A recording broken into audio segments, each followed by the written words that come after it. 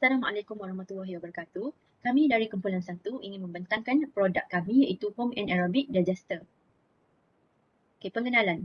Sisa makanan sering terhasil dari semua sektor iaitu sektor kediaman, institusi dan perindustrian di mana ia menjana sejumlah besar sisa makanan pada setiap tahun. Walaupun terdapat sebahagian pecahan digunakan secara produktif, namun kebanyakan sisa makanan yang dihasilkan biasanya akan dibuang ke tapak pelepusan. Jadi kami mencipta produk sistem pencernaan anaerobik ini yang mana menggunakan sisa makanan berkala komersial yang paling cekap, dan pencernaan ini kaya dengan nutrisi dan biofuel yang boleh ditukar kepada tenaga elektrik atau tenaga haba. Sisa makanan bukan hanya menyediakan substrat yang murah untuk pencernaan anaerobik, namun ia dapat meningkatkan pengeluaran biogas dengan ketara berbanding sistem yang menukar baja atau enak cemang kumbahan sahaja. Latar belakang produk kami adalah antara faktor yang menyebabkan pengguna kurang menggunakan pencernaan anaerobik sebelum ini kerana mereka berasa rumit untuk melakukan sistem ini. Disebabkan ianya memerlukan wang, alatan khusus dan tempat yang sesuai untuk melakukan proses ini. Jadi kajian pengguna juga menunjukkan bahawa mereka lebih gemar membuang segala sisa ke tempat pelupusan sampah tanpa perlu berfikir cara untuk mengitar semula. Tambahan pula, pencernaan anaerobik ini memerlukan jangka masa yang lama untuk menghasilkan biogas. Pernyataan masalah. Peningkatan pembuangan sisa makanan boleh menyebabkan pencemaran persekitaran.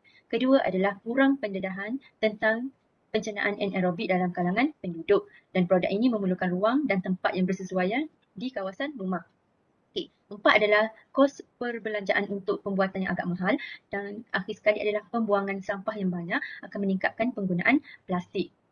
Seterusnya adalah objektif produk kami. Nombor satu adalah mengurangkan sisa makanan yang dialihkan ke tapak pelupusan. Kedua, membantu pengguna untuk mencerna sisa makanan di rumah. Ketiga, mengurangkan jumlah pelepasan gas yang menyebabkan kesan rumah hijau. Nombor empat, memberi sumber tenaga baharu kepada pengguna seperti bahan bakar atau baja. Dan akhir sekali adalah menghasilkan home and aerobic digester yang mampu milik.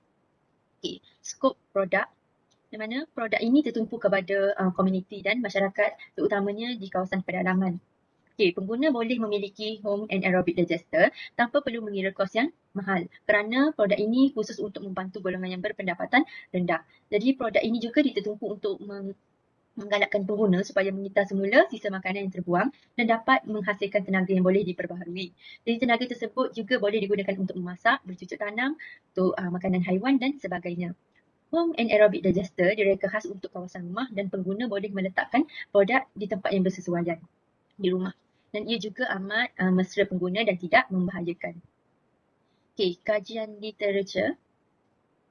Menurut Green 2016, setiap rumah menghasilkan 2 hingga 5 kilogram sisa pepejal setiap hari, dan sisa tersebut turut menghasilkan gas metana yang berlebihan, menyebabkan perubahan iklim menjadi lebih cepat. Menurut laman web rasmi Jabatan Meteorologi Malaysia, perubahan iklim terjadi kerana perubahan komposisi atmosfera global yang disebabkan oleh aktiviti manusia.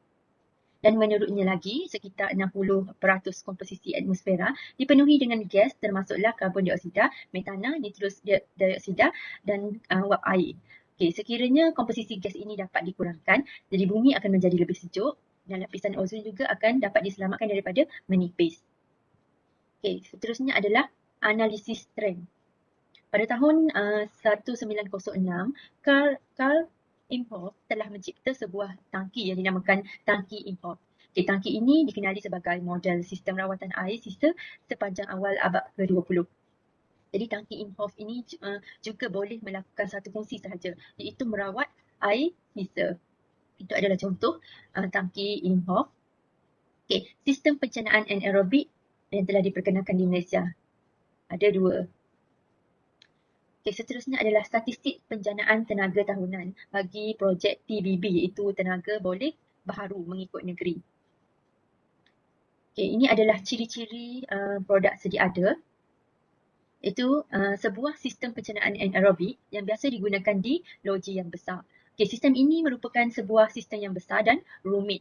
Terdapat pelbagai jenis komponen yang diperlukan untuk menyiapkan suatu fungsi pencernaan anaerobik. Ini figure 1 A dan 1B adalah home biogas yang biasa didapati di luar negara seperti di India. Okey, saiznya kurang sesuai untuk kapasiti rumah. Ia boleh diletakkan di kawasan lapang seperti di padang ataupun di ladang. Okey, bagi penggunaan di rumah, model yang dihasilkan ni lebih kecil dan sesuai dengan kapasiti rumah. Okay, model ini juga mempunyai pelbagai komponen dan fungsi-fungsi yang tersendiri. Dan seterusnya, model ini kelihatan berat dan sukar untuk dibawa ke mana-mana. Okay, seterusnya adalah statistik sisa di Malaysia. Okay, ini adalah statistik sisa di Malaysia.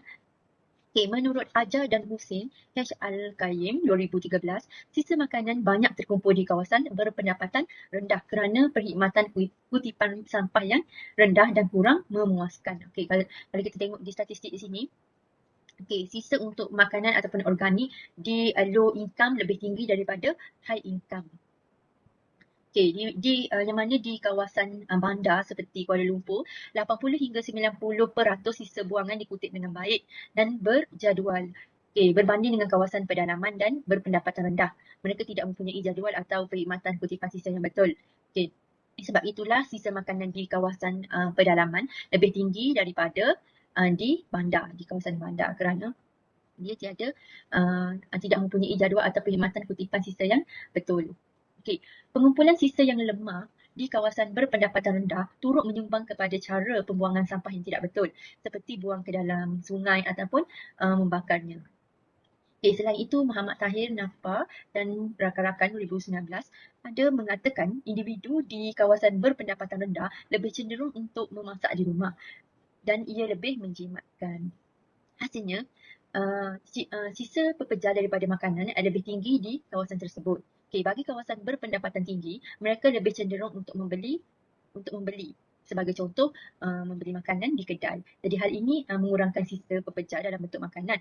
Namun sisa pepejar daripada plastik atau kertas yang digunakan untuk membungkus makanan terus meningkat di kawasan tersebut. Okay, kalau kita tengok di statistik ni, punya sisa plastik lebih tinggi di kawasan bandar berbanding dengan kawasan kawasan pedalaman.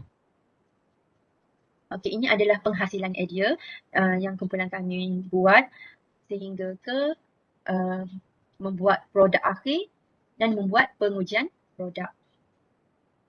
Okey, ini adalah kajian pengguna yang kami telah buat, iaitu soalan satunya adalah adakah anda tahu apa itu biogas? Yang mana rata-rata yang menjawab ya, 85% menjawab tahu. Okey, soalan kedua adalah adakah anda tahu bahawa sisa makanan boleh ditukar kepada biogas? Dan 60% menjawab ya dan 40% menjawab tidak. Okey. Seterusnya soalan ketiga adalah adakah anda tahu keperluan dan kepentingan biogas terhadap alam sekitar? Dan rata-rata anda menjawab ya. Iaitu 87% menjawab ya berbanding dengan tidak, 13% menjawab tidak. Okey, soalan 4, adakah anda ingin sebuah alat mudah alih yang boleh menghasilkan biogas dan digunakan di rumah? Okay, 100% menjawab ya. Okay, ini adalah lukisan teknikal produk kami, itu dari pandangan hadapan, pandangan sisi, pandangan pelan dan isometrik. Okay. Jadi kita teruskan kepada rakan saya. Okay, seterusnya kita beralih pula kepada lakaran akhir produk. Okay, bagi produk akhir ni kami melakukan sedikit perubahan daripada cadangan produk inovasi. Produk ini kami tidak menghasilkan corong kerana yang ini kerana kami telah memperoleh bekas yang mempunyai penutup berserta corong. Kemudian kami menggunakan hose pipe keluaran gas yang mempunyai 2 injap. Yang pertama adalah injap boleh laras dan yang kedua adalah injap statik. Okay, bekas yang digunakan juga bekas yang tebal, bekas plastik yang tebal dan bekas yang kedap udara. Kemudian kami buat perubahan di mana kami tidak menggunakan pipe keluarkan sisa ataupun in dengan out udara sebab kami satukannya untuk satu saluran sahaja, saluran air atau sisa keluar dan juga in and out udara. Hal ini kerana apabila kita meletakkan sisa di dalam bekas kedap udara, sisa tersebut akan hancur dan ia akan bertukar menjadi cecair. Oleh itu, lebih mudah kita menggunakan satu ruang sahaja. Okey, ini adalah produk akhir kami. Kami menggunakan bekas plastik berwarna putih dan bekas tersebut mempunyai saluran pipe keluar dan ini adalah tube hose pipe keluaran gas metana yang kami gunakan. Okey, kriteria dan spesifikasi reka bentuk. Bagi saiz, kami menggunakan produk yang lebih kecil, saiz produk yang lebih kecil dan fleksibel. Hal ini bagi memudahkan pengguna untuk mengalih ataupun meletakkan produk di tempat yang bersesuaian dengan kawasan rumah. Sebagai contoh, bagi rumah yang tidak mempunyai keluasan rumah yang lebih luas ataupun tidak mempunyai persekitaran rumah yang luas, ia boleh juga diletakkan di bahagian store ataupun di bahagian silahan dapur kerana produk ini lebih kecil. Dan jenis produk pula adalah produk yang jenis portable, iaitu mudah dipasang dan ditanggalkan serta mudah dialih mengikut kesesuaian pengguna. Bagi warna pula, kami tidak menggunakan warna yang terang ataupun warna yang tidak boleh tembus kerana kami memilih bagi warna pula, kami menggunakan pemilihan warna yang lut cahaya kerana ia lebih memudahkan pengguna yang supaya dapat melihat sisa yang diisi supaya sisa tersebut tidak melebihi kapasiti 3/4 bekas. Hal ini bagi memberi ruang kepada gas metana. Sekiranya kami menggunakan produk yang berwarna terang yang tidak dapat lihat secara terus ke dalam bekas, hal ini akan menyukarkan pengguna kerana mungkin pengguna akan mengisi sisa makanan ataupun sisa buangan berlebihan. Jadi tiada ruang untuk gas metana dihasilkan. Kemudian bagi reka bentuk bekas, bekas yang kedap udara dapat memberi hasil yang lebih berkesan semasa proses penguraian anaerobik.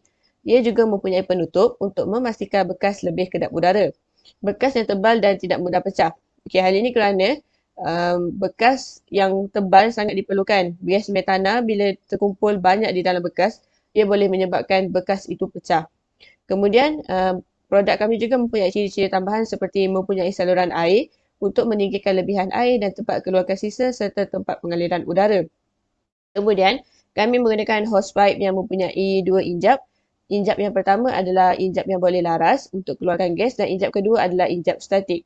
Bagi injap boleh laras, pengguna boleh laraskan gas yang ingin dikeluarkan banyak mana yang mereka nak keluarkan. Dan bagi injap statik pula, mereka hanya perlu tekan untuk tutup injap dan tarik untuk membuka injap. Okey, ini adalah kos bagi penghasilan produk kami. Kami membeli bekas kedap udara dengan harga RM33, hosepipe boleh laras berharga RM5, saluran pipe keluaran air dan sisa sebanyak RM3 dan penutup saluran pipe RM2. Jadi total ataupun jumlah penghasilan produk kami adalah sebanyak RM43. Kemudian kita lihat kepada aspek keselamatan. Produk ini mempunyai penutup untuk memastikan bekas sentiasa kedap udara. Oleh itu, udara tidak akan masuk ke dalam bekas dan udara di dalam bekas tidak akan tersebar keluar. Apabila kita ingin mengumpulkan gas metana, gas tersebut perlulah sentiasa berada di dalam bekas. Hal ini dapat mengurangkan pencemaran bau yang mungkin berlaku daripada sisa-sisa terbuang. Okey, seperti yang kita tahu, sisa terbuang boleh menghasilkan bau yang kurang menyenangkan dan mungkin apabila tersebar ke sekeliling, ia boleh mengganggu masyarakat dan persekitaran. Oleh itu, bekas yang kedap udara sangat penting. Dan ia juga bagi memastikan gas metana tidak tersebar keluar. Kemudian, produk ini didatangkan dengan hosepipe yang mempunyai 2 injap. Okey, sekiranya pengguna terlupa untuk menutup injap yang pertama, ia masih ada lagi injap statik yang kedua di mana apabila kita menekan injap kedua, ia tidak akan mengeluarkan gas metana langsung. Maksudnya gas metana tu akan kekal di dalam bekas dan ia akan menyekat keluaran gas metana. Kemudian, penggunaan bekas yang tebal mampu menampung bilangan gas yang banyak dan tidak mudah pecah. Saiz produk yang kecil juga dapat memudahkan pengguna untuk diletakkan di mana-mana sahaja bergantung pada kesesuaian kawasan rumah. Jadi, ia tidak akan menghalang laluan pengguna. Jadi, pengguna boleh meletakkan di selahan dapur ataupun di bahagian store. Jadi, dia tidak akan menghalang laluan pengguna. Okay, bagi aspek komersial pula, kami sangat menekankan untuk mengurangkan kos pemilikan dan meningkatkan nilai pemilikan. Bagi kos pemilikan, pengguna boleh mendapatkan produk ini sebanyak kurang daripada RM100. Okey, bagi meningkatkan nilai pemilikan pula, kami yakin yang pengguna akan lebih tertarik dengan produk kami kerana ia mempunyai reka bentuk dan saiz yang fleksibel dan ia sesuai digunakan di pelbagai kawasan rumah. Bahan yang digunakan juga lebih menjamin keselamatan, terutamanya bagi kanak-kanak. Okey, kekurangan dan penambahbaikan yang kami jumpa setelah kami hasilkan produk ini. Kekurangan yang pertama adalah penggunaan bekas plastik menyebabkan bekas mengembang apabila gas yang terkumpul terlalu banyak. Walaupun ketahanan bekas tersebut adalah kuat dan tidak mudah pecah, namun ia mengakibatkan reka bentuk produk menjadi kurang kemas. Okey, antara Antara penambahbaikan yang kita boleh buat adalah dengan menggunakan bekas besi yang tebal supaya tidak dapat mengubah bentuk produk apabila pengumpulan gas yang banyak. Bekas plastik yang kami guna mampu menahan bilangan gas yang banyak, namun kita khawatir ia mampu mengubah reka bentuk produk dan pengguna akan berasa tidak selamat. Okay, yang kedua, hos keluaran gas yang kecil menyebabkan gas dapat keluar dalam kuantiti yang sedikit walaupun injap dibuka sehingga maksimum. Jadi antara penambahbaikan yang kami cadangkan adalah dengan menggunakan hos keluaran gas yang lebih besar bagi memberi ruang kepada gas untuk keluar dengan lebih banyak dan api yang dihasilkan juga tidak mudah padam. Okay, gas yang keluar, apabila gas yang keluar itu sedikit, maksudnya ia mudah padam dan apabila kami nyalakan api dengan mancis, gas tersebut tidak dapat menyalakan api dengan lebih besar dan ia mungkin sukar untuk dijadikan sebagai bahan bakar. Yang ketiga, saluran paip keluaran sisa terlalu kecil menyebabkan sisa sukar untuk keluar dan mudah tersumbat. Sarangan kami adalah kami akan melakukan paip keluaran perlulah direka dengan lebih besar supaya sisa-sisa yang besar dapat dikeluarkan dengan mudah. Sisa saluran paip yang kami buat mampu mengeluarkan sisa makanan tetapi ia adalah terlalu kecil. Jadi ia mungkin boleh ditambah baik dengan menggunakan saiz yang agak besar sedikit. Okay, bagi pengujian pula, pengujian boleh dilakukan selepas tempoh 7 hari proses anaerobik berlaku. Sisa buangan yang dimasukkan ke dalam digester dan dibiarkan selama 7 hari. Jadi untuk menguji kefungsian produk sama ada berhasil atau tidak, gas yang disalurkan pada hose pipe akan dinyalakan api dengan menggunakan mancis.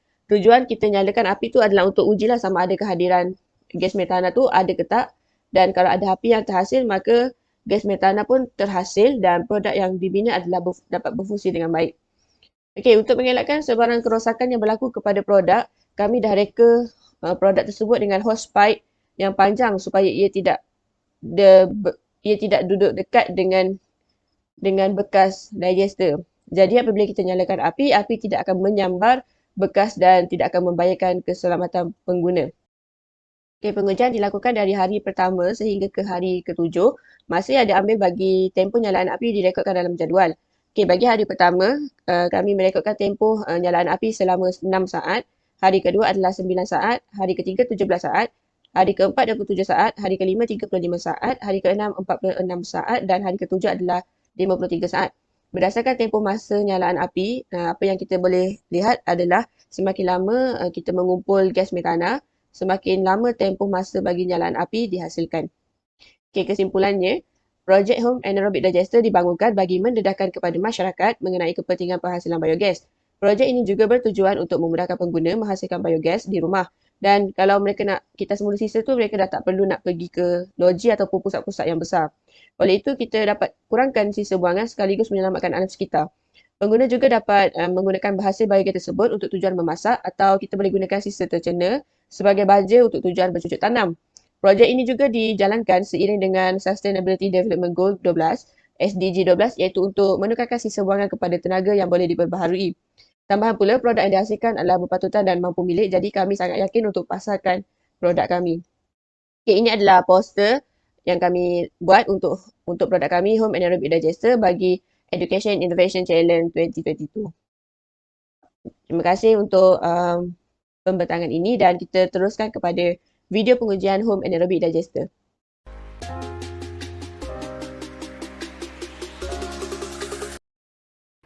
Ini adalah hasil produk akhir kami. Produk kami menggunakan bekas plastik yang tebal dan kukuh yang didatangkan dengan ciri-ciri penutup, paip keluaran dan hos boleh laras yang panjang. Hos ini boleh dibawa jauh dari bekas dan ia akan menjamin keselamatan pengguna.